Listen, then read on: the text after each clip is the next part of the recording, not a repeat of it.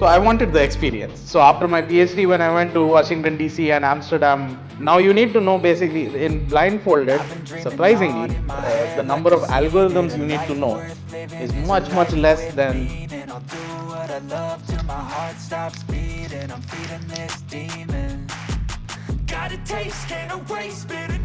Hi everyone, welcome back to another episode of Jay Thakkar Show. Today we have one of the coolest computer science professor.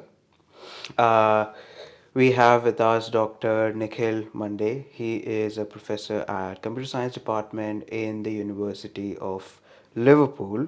So thank you so much for giving us your time. Thanks for having me. And the interesting thing is that he is not only an expert in computer science, he has done bachelor's and master's in mathematics. Not only that, he has national records in doing Rubik's Cube blindfold, and he's also into juggling, chess, and all the other cool things. I don't know. I'll have to put out a list then. So, thank you so much for doing this. No, it's my pleasure. So, you started your journey from India, and most of the people like us who come to UK to do our masters or further studies or just for job would want to have sort of some guidance or some sort of way to look on how do we approach our career in the UK. So, what was your journey like when you came to UK, or how you got the idea of coming here? So, yeah, my journey, I guess, is very academic. So I was always interested in academics. So I did a bachelor's in Bangalore in maths. I did a master's in Chennai in applied maths. And then I also did a PhD in Mumbai. I switched to computer science then, but still whatever I did was very theoretical. And then I followed that up with a bunch of postdocs. I spent some years in Washington, DC and Amsterdam. And then after that, I was on the job market. So this is a typical route for an academic. You do bachelor's, master's, PhD, some postdocs, and then you start looking for jobs. And I was looking for jobs basically in Europe, including the UK. And I think I got an offer from Liverpool, which is a very strong computer science department, especially in the area that I do my research in. So yeah, that was my route basically into the UK. So I mean, for job search, when you sort of apply, is it more intended that you have sort of an international exposure in your academia? Usually is the case. So typically, in the sort of position that I applied for, the requirement would be that you have a PhD and you have some relevant postdoctoral experience, which usually means independent research of some form. And they would usually prefer if you have some international experience. But this is not always necessary. For example, I have some colleagues who've done all of their studies in the UK and they continue here. But it definitely helps to have some international experience. Lovely. So why did you thought of moving outside in the first case? So I wanted the experience. So after my PhD, when I went to Washington, DC and Amsterdam, that time I definitely thought it would help to have experience. These were all good places. The place I was in Amsterdam is a very strong institute. It's a research center of 100 people roughly, and it happens to be the research center where Python was invented, the programming language. Wow. It's a fairly big reputation, this place. And then I guess, I got married at some point, and then we still have a two-body problem, but we just wanted to look for positions in Europe. Both of us are happy in Europe. So I got very lucky that my wife also has now a postdoc in Liverpool. So we're both here together. That's convenient. Yeah. That's nice. That's really nice. So what was that institute in Amsterdam? It's called CWI, which the full form is Centrum Wiskunde en Informatica in Dutch, but when translated, it translates to the Center for Mathematics and Computer Science. Interesting. And like, how did you develop an interest in Rubik's Cube? Because we don't expect, or not expect, that's the wrong word, but like we don't usually see a lot of academics into juggling, Rubik's Cube, breaking national records and stuff. Uh-huh. Well, okay, so the Rubik's Cube interest came, I guess, while I was in school, there would always be a cube in either my house or a friend's house. I would fiddle with it. At that point, I didn't know how to solve it. And from my memory at least, there was a maths class in my undergraduate, some algebra class that I was taking. And the professor mentioned that, the Rubik's Cube has some very rich mathematical structure. And then I sparked my interest again. I started fiddling with it. Then I realized that there's this thing called the World Cube Association, which is like FIFA for football or FIDE for chess. It's this organization that basically approves competitions and so on. And then I discovered this whole sport of speed cubing. Calling it a sport may be a bit of a stretch, but people compete to see who can solve the Rubik's Cube as fast as possible. And I got interested in that. So I knew how to solve it up to a certain point. I should admit that the last few algorithms and cases I looked up online and I figured it out, and I just tried to get faster and faster at that point. That's how it happened. So how many faces can you solve? Like this 3x3 is still the toughest, but yeah. Well, there are bigger variants. So really, once you know how to solve this 3x3, 4x4, then you know how to solve any sized cube basically. The algorithms are the same essentially. But still, 4x4 comes like what I've seen few of my friends, like when they completed 3x3, when they know how to solve 3x3, they went to 4x4, and like it takes twice or thrice more amount just to solve the anomalies in the 4x4 that pops up every now and then. Indeed, it takes more time, yes, but just the fact being able to solve it is not that much harder than being able to solve a 3x3 is what I'm getting at. Of course, it takes more time. Yes, the complexity scales with size. Also, the architectural challenges scale with size. Like to make a 5x5, if you pull open a cube and look at how it's engineered inside, it's quite a feat, I think. Because I remember when I thought that I'll solve the Rubik's Cube when I was child, and I could solve one face, which was a proud moment for me. And for years that was the farthest I can go. And when again I started sort of solving Rubik's Cube again, it was more of like I would try watching YouTube videos and just try and stuff and try and do it, but I didn't understand any algorithm or as such. And I remember when I was so frustrated and few of my friends, we were talking about, oh, let's try, all of them could solve, and I was like looking how to do it, what to turn, and then I just broke the Rubik's Cube and joined the pieces. Yeah, we've all been there, I think. Yeah, but then how do you learn blindfold? That's because, okay, looking it, you understand where the pieces, you sort of you sort of know how to work things out, but then blindfold. That's interesting that you asked that. So this relates more to what my algebra teacher was talking about. So it's once you realize the maths and the structure behind it, it's actually not hard.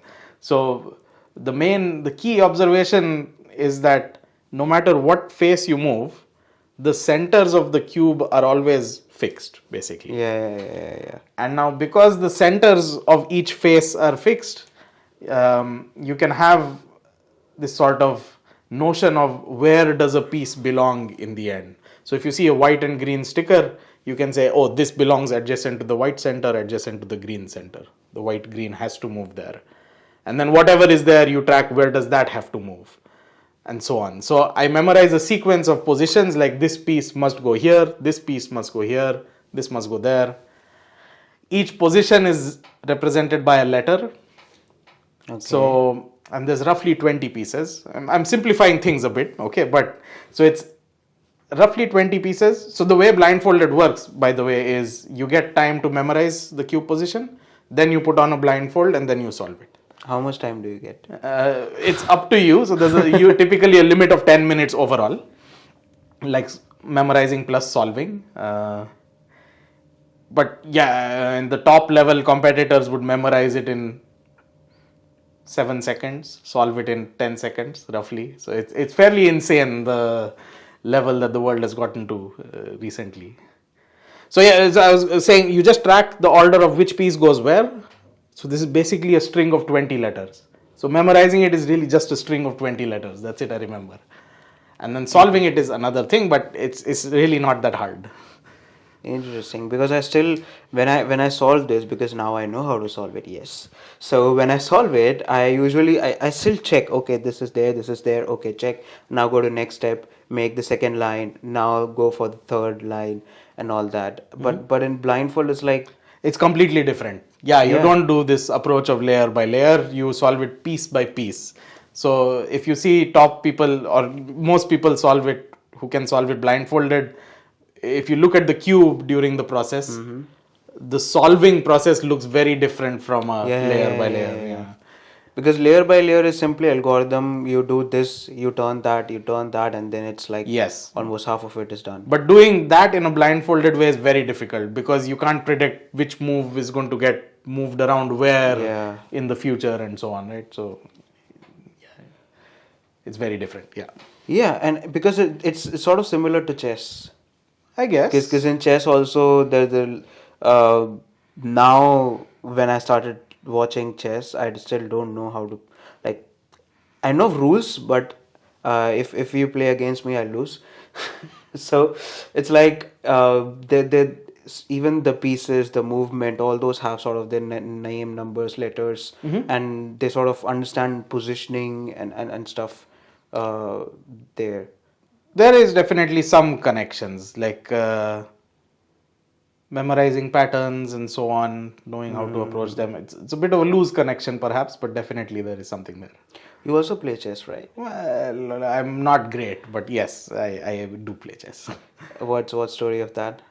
No, there's no special story behind it. I'm not great at chess. I should admit, but I think while growing up, we had a chessboard at home. I used to play with my father, and he taught me chess. Yeah, that's Ah, it. nice.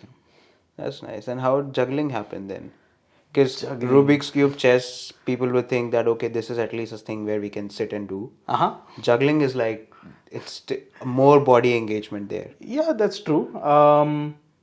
So I think during my undergraduate days, this is the first time when I moved from staying with my parents to a hostel, and that's where you discover I have freedom to do a bunch of stuff. So I at that point I picked up all sorts of sports, well, badminton, table tennis, cricket, football, volleyball, and yeah, juggling. Somehow there was a person in the batch senior to me who also juggled, and then we decided let's together get better at it. I mean, it was a really Yeah. small hostel, and then it was easy to find common hobbies with people basically. Nice. Like, how do you get this much time in undergrad when you go for a STEM profession? Because I did my undergrad in physics. Uh-huh. A lot of math, not as much as yours, but I had friends who were from math, and none of us could find this much time to learn Rubik's cube blindfold and learn juggling and do chess and still be so damn good at academia that go to Washington and Amsterdam. Well, I should admit I was not the best student in class. So I was really one of the worst students during my undergraduate degree. So, but well, the main thing I took away from the degree academically was mathematical maturity. How are you able to approach problems? What sort of mindset should you have? Yeah, so I there was a lack of focus on studies for a bit for me, indeed. And do you still do all these things simultaneously? I don't juggle actively, but I can juggle three balls. It's very basic juggling. Rubik's Cube, I enjoy playing on and off. Like if I'm at my computer, for example, I always keep a cube next to me at work. If I'm Yeah. bored, if I'm reading a paper, if I'm doing some marking in between, I want some half minute of relief. I just play with it. It's like a fidget spinner for me, if you will. What's your minimum time Like 10 seconds or so, roughly. in blindfold? Blindfolded, my best time is like 50 seconds, but now I take a bit more than that. Yeah. 2 minutes or so. 1.5, 2 minutes. Your blindfold is equal to my open eyes. Like I say, it's just practice, practice, practice, and you get much faster very soon, I think. But also it's sort of interesting on how you sort of recognize the patterns, because I'm solving layer by layer, and there's pattern in how you move, but there's no pattern in how you turn the pieces from one place to the other. But like when you said blindfold, you sort of understand how to move the piece. You have to remember the sequence of all the roughly 20 pieces or more important pieces. And like how do you sort of then recognize the flow? Because once you see it, once you memorize it, you are still blindfold and you still have Yes. to be very controlled.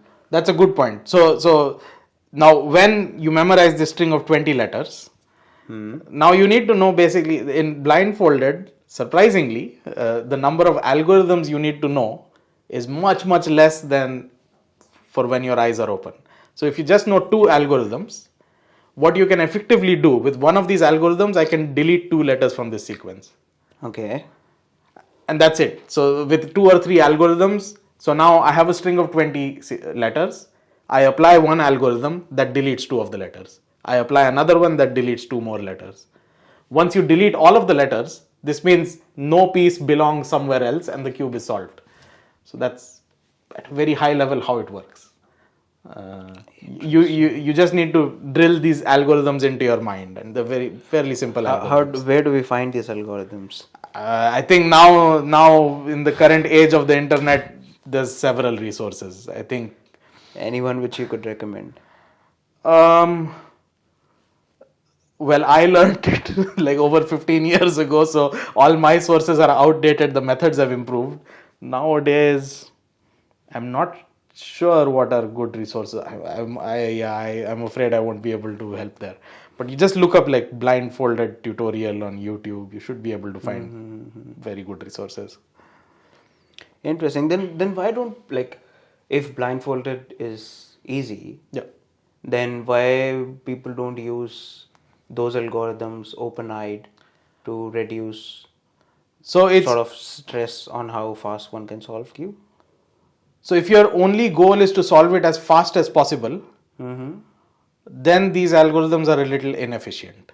Okay. Because let's talk some rough numbers here maybe. So I have a string of 20 letters, and with around 15 moves I can delete 2 of the letters. Okay, so there's total 10 pairs, each of them takes 15 moves. So that's a total of 150 moves or so roughly. But with your eyes open using typical speed solving techniques, you would solve it in 50 to 60 moves. So it's much more efficient because you don't care much about what's happening to irrelevant pieces during your speed solving techniques.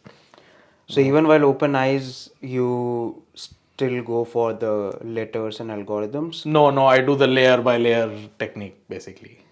and that being done in less than 10 seconds. Well, yeah, 15 seconds, yes, yeah. Damn. It's honestly, I mean, there's a lot of people that are much faster than me nowadays. So I used to be fast when I started cubing. Still somewhat fast, but if I go to a competition where they're competing for speed, I would be one of the middle people, perhaps. Still not back. Been 15 years. But then, again, coming back to sort of your journey abroad, is like all these skills kind of helped you somewhere to strengthen your profile in general? Because from what I've heard is, if you have academic background and like if you have strong academic scores, let's say, then it's good. But if you have some sort of extracurricular to support it, it's more of like cherry on top. You sort of go on top layer of your competition. Is that true in your case? Maybe not so much in my case. So definitely when I was in my bachelor's, when I was I did apply for master's programs abroad, and there I did include all of these extracurricular activities. So I didn't get a very good place. That's why I continued in India, in a wonderful place. I know it helps several people. So, it hasn't helped me specifically in my applications, unfortunately, I guess. Okay, but then now when you are in a position of a professor where you see students, where you supervise them, sort of. So from an academic perspective, what would you say to those students then? Well, I would definitely say it's useful to have some extracurricular activities. Indeed, I think nowadays these extracurricular activities, sports, any other positions of responsibility, things like that, they show a lot nowadays in the job market. It's great for mental health, of course. It's not good to just sit and study and focus on your studies all the time. Yeah, definitely you should get a nice hobby. Nice is subjective, but yeah. Yeah, and like you mentioned, mental health, have that sort of affected ever you in your journey of academia? There's Because academia in STEM is considered very rigorous. It is indeed, and yes, mental health has affected me to a certain extent, not as much as others. I mean, there's been much worse instances around me. A lot of my friends have been affected very badly by this. I was a bit lucky that my journey is a bit smoother than most people. But indeed, an academic journey can tend to be very stressful, which is why hobbies help. Yeah. So, take Yeah, some stress off. solving Rubik's cube. I'll reduce 2 seconds now, and the dopamine hits. Yeah, it's also a matter of dopamine. Yeah, so a lot of during my PhD, I was also playing this game on my PC, which was basically clicking all the time. So What was that? it was called Clicker Heroes at the time. Well, anyway, my friends used to joke like you click on the screen and you damage a monster. Mm-hmm. You click again, you damage it again. But So you have to keep click clicking. on the monster, right? Yeah, basically, yes. But then if you click enough, you get enough coins, then you can upgrade your clicks to give more damage. So it's basically just click for the whole day. And there used to be a running joke amongst my colleagues that uh, it would be a race between me finishing my PhD and completing all achievements in this game. My PhD won, so, which I'm happy about. So, Would be interesting if both won. yeah, would have been Have nice. you completed that game? No, they included some more achievements towards the end of my PhD, which seemed very hard to get, so I just left it. Understand. So are you also into esports somewhat? Not esports, maybe not so much. So I do enjoy playing PC games, but Like? more retro type games. I think the most hours that I have, so I play games on Steam. Most hours I have is probably on Stardew Valley, which is like a farming simulator. I enjoy card collection, deck building games. Slay the Spire is another thing I have a lot of hours in. Valheim, which is an open world exploration game. So not much popular games, I think, like Dota. Well, I used to play Counter Strike when I was in college, but never really gotten into Dota, I think, or League. Interesting. Because I mean, what I know in PC games is just Counter Strike. Uh-huh. That's my maximum level of exposure. I see. But yeah, that's interesting because when we see someone coming from a STEM background, especially math and computer science, which are considered few of the most technical subjects, and then going from there to moving abroad, doing your postdocs, still having these hobbies, doing exceptionally well in these hobbies as well as academia. Because I can see you said you are not good at studies, but your CV doesn't say that. In your masters, you've got like gold medal for excellence. In your PhD, you've got best thesis awards. So how do we accept when you say you're not good at studies? But if you look at my bachelor's grade sheets, it'll tell a different story, I think. But no, I think that also has something to do with the institute that I went to it's called the Indian Statistical Institute, and it's really only people who want to study mathematics or statistics go there. So it was, the people around me were really the best in the country. So it was really a tough competition there, basically. I mean, it takes a lot of academic excellence even to reach there. Indeed. Also, you need to know that such places exist. These are tiny places. My class had 11 people. My juniors' class had 2 people. So, 2 people in a Yeah. university classroom I've sounds. been there. I'm You've still been there. Okay. I'm still there. I see. Because in my second semester, one module had only 3 of us. I see. So yeah, I understand. I enjoy when there are few people. It has its own charm, yes. Yeah. Yeah. But then you also miss out that sense of competition, because in India, we have a lot of people in almost majority of the fields.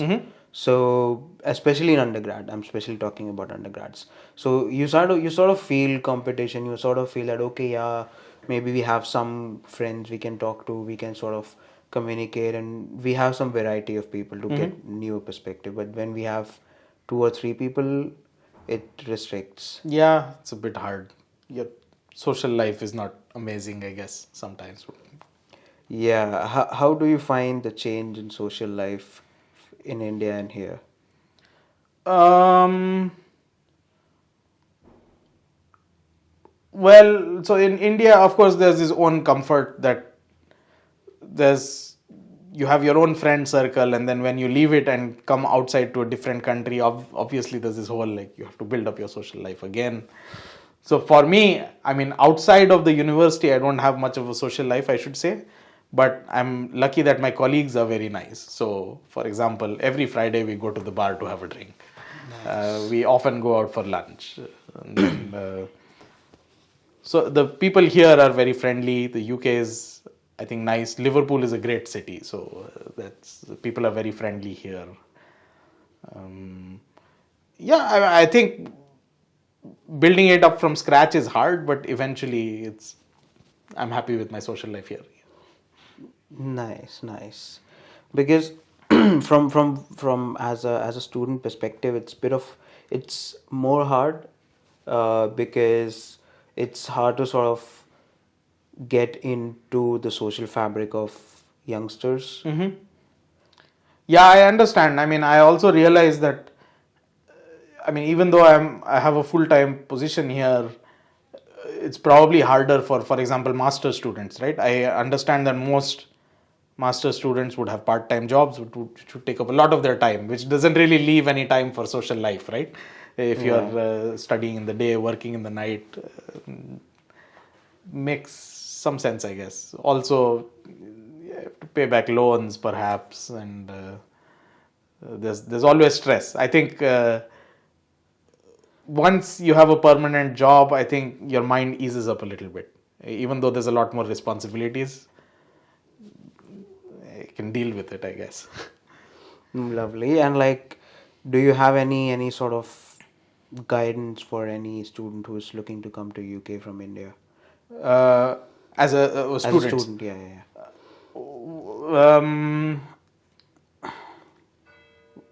Well, I would say, like, the global job market as such seems to be declining, in a bit of a rut. But maybe I can only speak for computer science and STEM subjects, perhaps, because Yeah, that's sure. what. Sure. I think having a computer science degree never hurts. I mean, there's going to be jobs available at some point. It's a fast-paced, growing area. UK has a lot of expertise. Yeah. So, like, I'm here in the University of Liverpool. If I was to apply in India, like, I'm fairly certain I would get a permanent post at one of the top IITs, which is, of course, the top choice for STEM, well, maths or CS students there. So, and it's not just me, right? I'm surrounded by colleagues who are like that. So, there's definitely a research-driven education that you'll get. There's this prestigious Russell Group of universities. All of us are very research-driven. We're experts who are teaching it. Then Liverpool specifically, as I already mentioned, is very friendly, so that's a great thing. So you can indeed have a social life. I think if you want to, people in the city will be friendly. I don't know if I can say as much about London, but well, Yeah. but then there's also like the UK is not super different from India, right? Like finding Indian food is not very hard. If you go to the US, on the other hand, you'd have to struggle a bit to find Indian groceries, Indian restaurant, Indian buddies.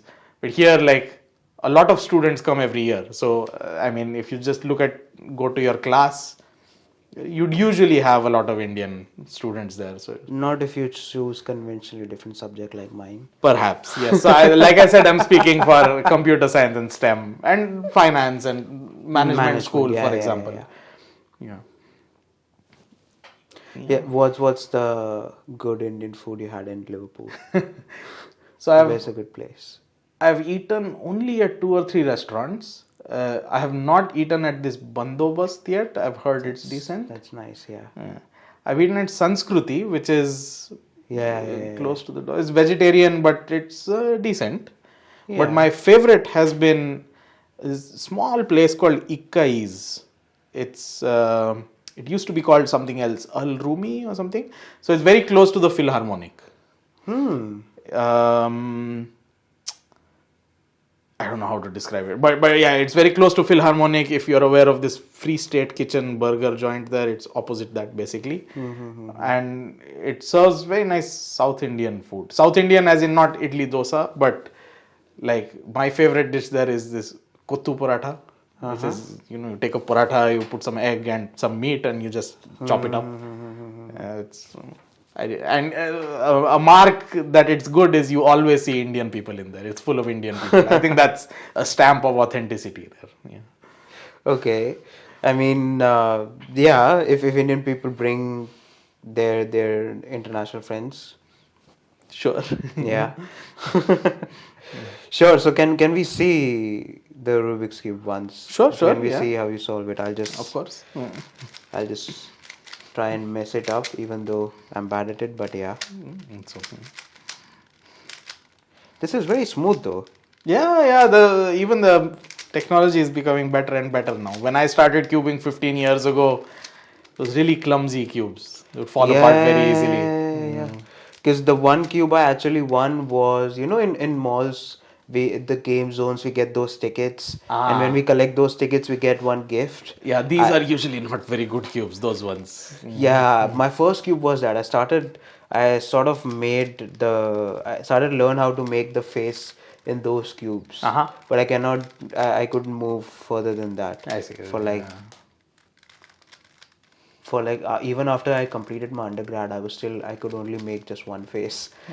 But you said you know now how to solve a cube, which is in itself a big feat, I think. Yeah? No, but I mean, I thought it is so complicated. Then few of my friends were like, just practice this algorithm, do like this, and I'm like, okay, yeah, whoa, now I know. That's how it is. Yeah. Yeah, I think I've messed up a lot. Okay, cool. So do you want me to, can I take a look at it for a few seconds? Yeah. Okay. Should I just start? Yeah. Okay.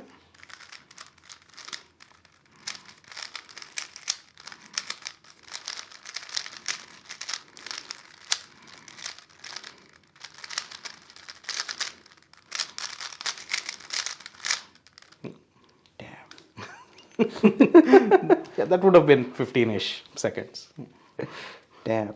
Because what I would do is like you just kept yellow on face and you started doing it. Yeah. Because usually what I would do is like I'll keep yellow, then I'll keep white, then I'll again keep yellow, and then the switching will only take like around 5 seconds.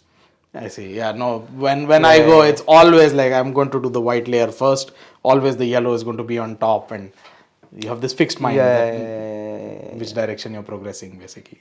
Yeah, that's nice. It's just like how it's more of control than because I don't have like many a times what I do is like I push this.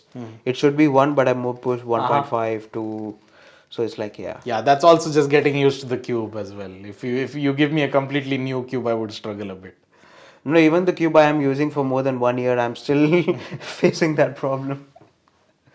But thank you so much for doing this. Do you have any questions for me at the end? No, I hope you had fun. I wish you Yeah. luck with your podcast. So, what are your plans? Maybe I can ask you after a master's here. So, I mean, I'm working with the Bread Center, so I'll continue working with them. That's Uh, on campus, right? yeah, that's on campus. So, I'll be taking more responsibilities of engaging the entrepreneurs' monthly meetups and kids interview entrepreneur podcasts. Well, So, nice. yeah. Have you had any interaction with this Sir Peter Rigby Center? Yeah, yeah, yeah. Oh, excellent. So, Yeah, actually went. I went for this seminar when Sir Peter Rigby actually came to Tung Auditorium. okay. Yeah. Because I heard that they've recently started up. They have support for startups and entrepreneurships and so on. Yeah, So, yeah, yeah, yeah, yeah. Yeah. and so what advice do you usually give to Indian students who are coming here? It is good to know from an academic's perspective, I think, as well. I mean, it's just like because when I came here, I didn't know how to turn on the cameras. Uh-huh.